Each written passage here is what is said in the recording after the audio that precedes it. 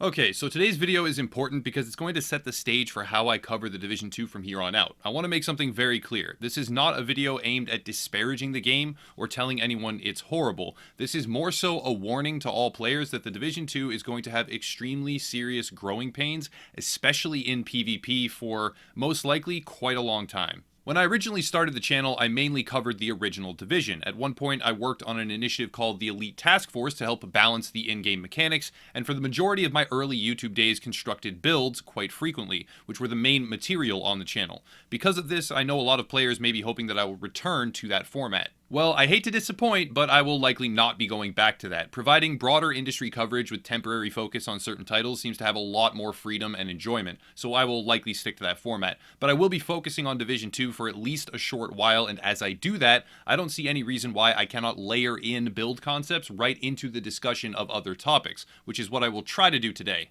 The main point I want to make is that the Division 2 is not lacking in content, not in the slightest. It's got wonderful environments, quality mission design, depth in stat rolls, and fantastic supplementary systems to complement the grind process. Not to mention things like exotics, which require rare components and various activities. I have one piece of an exotic SMG, and I've never been more motivated to find the rest in practically any game. But anyways, the game has its merits already for me. Regardless of how the rest of Endgame shapes up, the story campaign, main missions, and leveling were already fantastic. The loot-laden streets of Washington, D.C. simply feel fantastic to just explore, and there are also more side missions I have yet to do, each with their own unique layout and mechanics, with projects and perks and specialization points to acquire. The list goes on and on.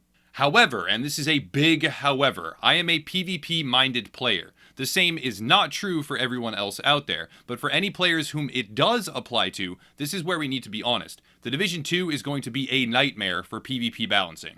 Let me provide some examples. First of all, there are a few different PvP formats. There is match-made organized PvP with normalization, and then there is Dark Zone PvP, with one Dark Zone being occupied and thus removing all normalization and leaving players with their actual gear strength and a constant open-world PvP atmosphere. The game has been out for a few days now. I've been diligently grinding, many others have as well, and though we are locked to World Tier 4 right now with 5 around the corner, there are still some things emerging that appear to be the canary in the coal mine, if you will. For starters, and here's where I can layer in some of the actual build material, I have been able to construct already, with very poorly min-maxed gear, a sniper build that can one-shot pretty much any player I encounter with a non-crit headshot. And, to go a bit further, because of a certain talent that exists, which modifies the damage done from the first bullet in the magazine fired, resulting in it dealing headshot damage regardless of where it hits the target, I should be able to one-shot any player I encounter with any hit at all if I am firing from a fresh magazine. The talent appears to be broken, at least on the weapons that it can sometimes roll on, and the ones I'm trying to get it to work with, and I have not yet been able to get it to work properly, at least not in the capacity that I'm trying to, like I said, on the weapons it has rolled on. But in theory, if all mechanics were functioning as intended, this is a consistent one-shot kill every shot with a super fast reload in between. For those curious on how to do it, and it does still work, without the talent functioning, all you have to do is actually hit the headshot. It'll be a lot better with that talent work, but whatever. It's pretty simple. Spec into the sharpshooter tree, grab the highest possible damage sniper rifle you can, pick up any talent that you can unlock with a high number of damage-oriented stats, and then grab 3 Araldi Holdings brand set items. From there, because the headshot body shot talent is not working properly right now, make sure you have the specialist scope, which gives 45% headshot damage, and also spec into the other headshot damage and reload speed modifiers in the sharpshooter tree, and round out the rest of the build with marksman rifle damage and weapon damage wherever you possibly can.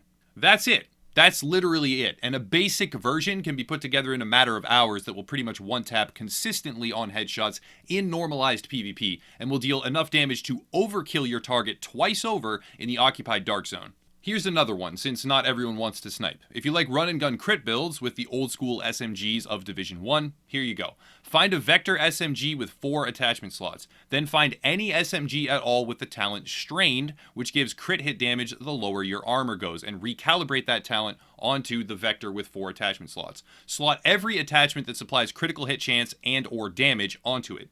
Grab 3 pieces of the Wyvern Wear gear set, make sure your chest piece has the talent Berserk, and then round it out with crit hit chance, but more importantly crit hit damage everywhere else on the build. There are many more things you can do to min-max it, like barely meet the crit chance cap of 60% and then spec the rest to crit hit damage, get talents that give more crit hit damage after destroying an enemy's armor, etc, etc. But even in its most basic form, you have a build that will kill targets in the occupied zone in a fraction of a second, literally. And I'm not trying to exaggerate and be all like, yo, we'll kill so fast, super damage, and blah blah fucking blah. No, it will deal enough damage even with a basic version to kill non-normalized players at 450 gear score in about half a second. And if you do min-max it and get various buffs, any buffs at all, it can kill them in about a third of a second.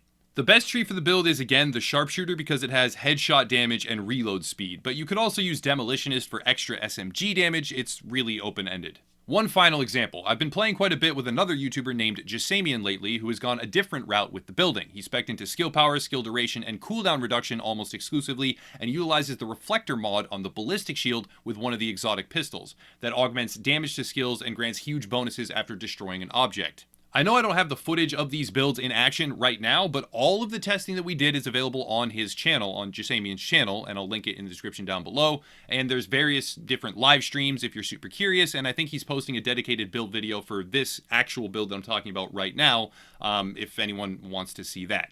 Anyways, with his skill duration, cooldown reduction, and various other mods, he has 5 casts of the Chem Launcher Heal, with a shield that reflects bullets in a 180-degree cone in front of him. Like if you shoot the shield from a right angle, nearly behind him, the bullets will still reflect right back and hit you if he has the tracker pinned on you. Because who gives a shit about physics, am I right? If he was just a tank, you may be saying, no big deal. But no, he can easily kill targets in about a second in both normalized and unnormalized PvP. And if he gets a skill object kill because of the exotic pistol, he can one-shot in normalized PvP because of that exotic. Now, in non-normalized occupied dark zone PvP, the same one-shot won't work. It won't even get close to working, because for some reason, certain builds get buffed in normalization and others get nerfed.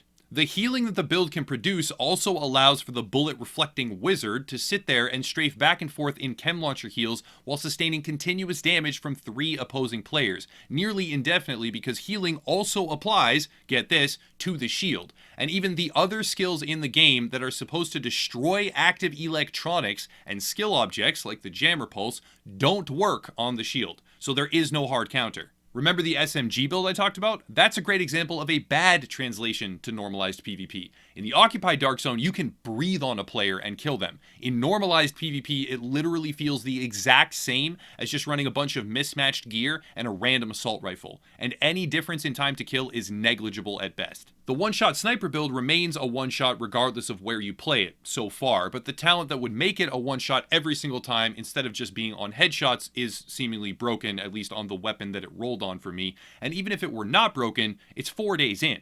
With Division 1, a large section of the community was against one-shot mechanics in any form. Well, they are in for a rough time with this game. And another section of the players don't like the combat pacing of a bunch of shields dancing around each other, just like the strafing in Division 1, like the old D3 builds. Well, that's back too, except worse, because shooting the shield can now kill you. The normalized PvP for anyone not using the reflecting shield has a constant pace that almost feels identical regardless of what items you equip or what weapon type you choose, unless you're a sniper, and then the normalized PvP in the occupied zone has a time to kill that is shorter than Call of Duty, unless you are using the reflector shield, again, and have tons of healing, in which case you can practically hold down a choke point as an immortal, damage-reflecting, paranormal, bullet-bending wizard. It's just 4 days in. These are literally the first 3 builds that I have seen really fleshed out. There are likely a lot more discoveries out there to be made, and in PvE, these things are no issue at all, not in the slightest.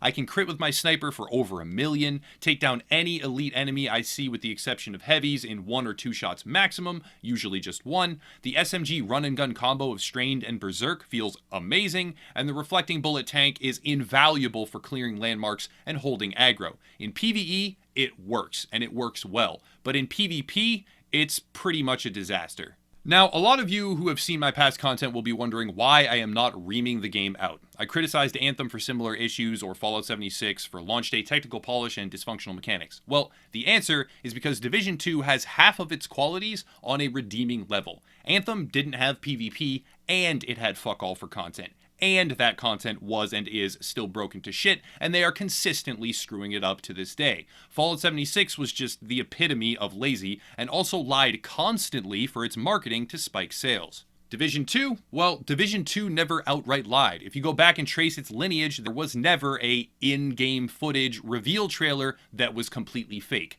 Yes, the original game is probably the biggest culprit in history of that. It sold us a crock of shit and then delivered a pale shadow of what the E3 trailer was. But there is a concerted effort within Massive and Redstorm to not do that again with Division 2, because they know that it would blow up in their face in an irreversible way, and so they haven't done it again with Division 2. So they didn't lie. The game has a lot of raw content, which is fantastic. A great deal of that content is aesthetic, pleasing, and offers up pretty dynamic encounters, and it has supplementary systems that add to the experience. Yes, it's a broken mess in some areas, like how drones can crash your teammates' game. Don't use the drone skill till they fix that, by the way. Or other issues like invisible NPCs, audio bugs, and getting stuck in objects or running upstairs. But these issues, though annoying and detrimental, are not the sum total of what the game is. A game like Anthem was a broken piece of trash that had nothing in it, and then the developers dug themselves a deeper grave and still won't stop digging. Division 2 is at a crossroads. They have the bare bones of what is already a better launched looter shooter than we've seen in a very long time, but there needs to be snappy balancing changes to maintain the PvP audience. With the original game, an all-encompassing meta would emerge and then get left there for months on end, which completely destroyed the player base that cared for that part of the game. It was horrible. If they do that with Division 2, the same thing will happen. If they want this to be a PvE-only game, just leave things as they are. But the game is built on the concept of the Dark Zone being a selling point, so if they want to maintain that image, it needs a lot of work. Really fast, here are my proposed changes, at least for the builds and the topics that I specifically discussed today. Retune normalization to never normalize down. What that means is that the gear choice and stat rolls for players would normalize to the lowest number in the highest bracket range of their highest potential gear score. But you would never see your stats decrease in normalization. That's trash. That's garbage. And by doing that, it effectively creates two different compartments for balancing between normalized PvP and occupied Dark Zone PvP. Second, get rid of the bullet reflection radius on the ballistic shield. Physics are a thing. Bullet reflection is fine, but either at a realistic angle, as if it could actually be happening, or always right straight in front of the shield. The idea that shooting something at nearly a 180-degree angle can have it rebound back at you is fucking idiocy. And also, the jammer pulse needs to actually work and put the shield on cooldown instead of firing and doing nothing to it. And lastly, the gear diversity and potential is clearly deep. I'm over the moon about that. But there needs to be a MOBA-esque buff nerf cycle. For those that don't know, what I'm talking about is a game like League of Legends, where pretty much every week or every couple of weeks, they come out with different changes and they buff and nerf and retune various champions to make sure that the balancing is constantly in flux and always as finely tuned as they can get it. There need to be numerical changes to various skills and talents on a weekly or worst case bi-weekly rotation. Up this stat, lower that one every Thursday or something like that. Because leaving the player base for weeks or worse yet months on end, like the original game did, will kill off an entire segment of the population very quickly. The message here is that Division 2 is going to have severe growing pains. There is a reason why they held back World Tier 5 and the Raid and the true endgame, because they know this. And I'm hoping they are ready to make big changes on a quick timeline to keep things moving in the right direction. If they treat it like the original game, they're going to lose pretty much all the dedicated PvP players because there's no way it's going to be consistent. Now is the right time to be finding all of this, but it's still worth covering to ensure that the player base is prepared for a bumpy ride when it comes to balancing for Division 2 over the next weeks and months. That's it though, not much more to say. If you want to support the channel, check out the links down below. We have merchandise, various communities, and other things as well for those interested, but I'll cut it there and I'll stop rambling. As always, thank you all for watching, and have a nice night.